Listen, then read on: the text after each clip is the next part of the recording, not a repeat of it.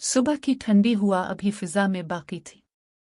परिंदों की चहचहाहट के बावजूद इस बड़े सफ़ेद महलनुमा घर की खामोशी दिल को चीरती महसूस हो रही थी। ये वही घर था जहां कभी कहकहे गूंजते थे, जहां दो नन्हे कदम दौड़ते हुए हर कमरे को जिंदा रखते थे। मगर इस दिन ये सुकून टूटने वाला था। अहमद, जो शहर का कामयाब बिजनेसमैन था, एक अचानक मीटिंग मंसूख होने पर वक्त से पहले घर वापस आया। उसने सोचा था कि बच्चों को सरप्राइज देगा, मगर जैसे ही वो गेट से अंदर दाखिल हुआ, उसके कदम रुक गए। सामने बाग के कोने में एक पुराने दरख्त के नीचे इसके जिगर के टुकड़े, उसकी मासूम जुड़वा बेटियां आयशा और मरियम नीम बेजान हालत में रस्सियों से बंधी बैठी थीं। अहमद की आंखें फट गईं। इसके हाथ से बरीफ केस जमीन पर गिर गया। वो दौड़ते हुए आगे बढ़ा, मगर इसके दिल में एक खौफनाक सवाल था, कौन इन मासूम बच्चियों को इस हालत में ला सकता है? आयशा और मरियम की आंखों में आंसू भरे थे। वो खामोश थी, जैसे सदमे ने उनकी आवाज छीन ली हो। अहमद ने कांपते हाथों से रस्सी खोली और दोनों को अपने सीने से लगा लिया। मगर उनकी कपकपाहट, उनके मासूम चेहरों की दहशत, सब कुछ एक तर्क सच्चाई चीख चीख कर बता रहा था कि ये कोई आम हरकत नहीं थी। अहमद ने घबराकर पूछा, ये सब किसने किया? किसने तुम्हें यूं बांधा? मगर बच्चियां रो पड़ी। सिर्फ एक ही जुमला निकला, बाबा। अंदर वाली खाला।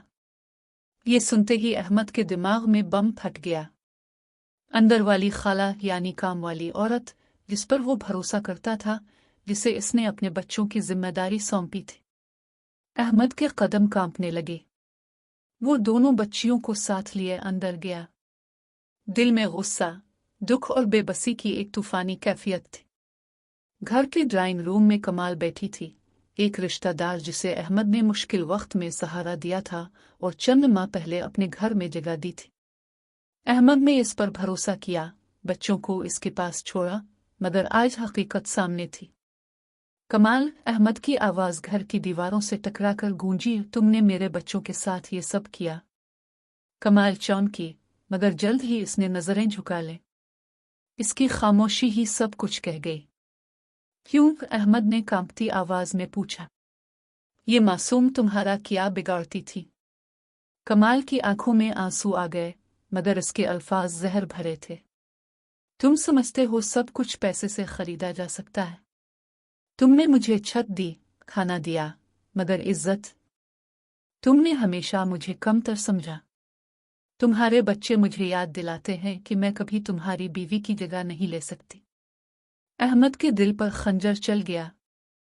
ये औरत सिर्फ बच्चों को नहीं बल्कि इसकी रूह को भी जख्मी कर रही थी। अहमद को अपनी बीवी आमना याद आ गई।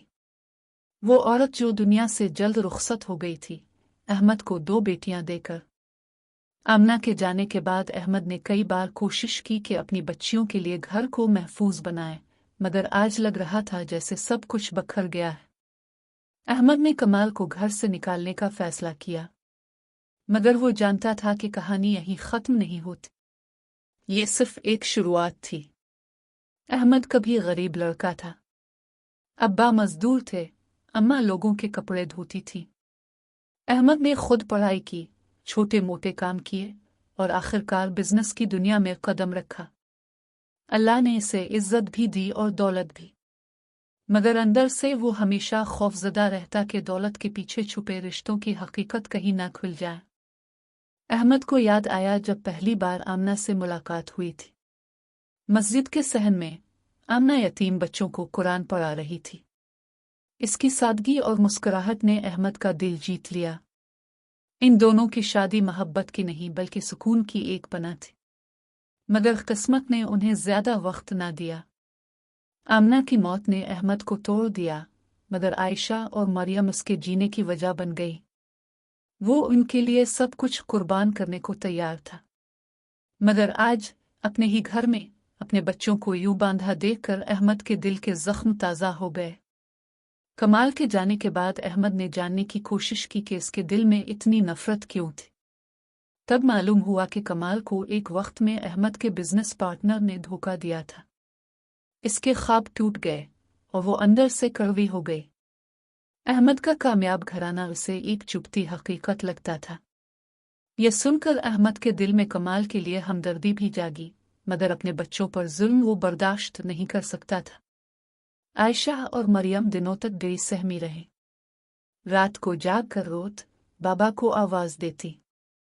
अहमद ने फैसला किया कि अब वो सिर्फ दौलत पर नहीं बल्कि रिश्तों की हिफाजत पर भी तवज्जो देगा।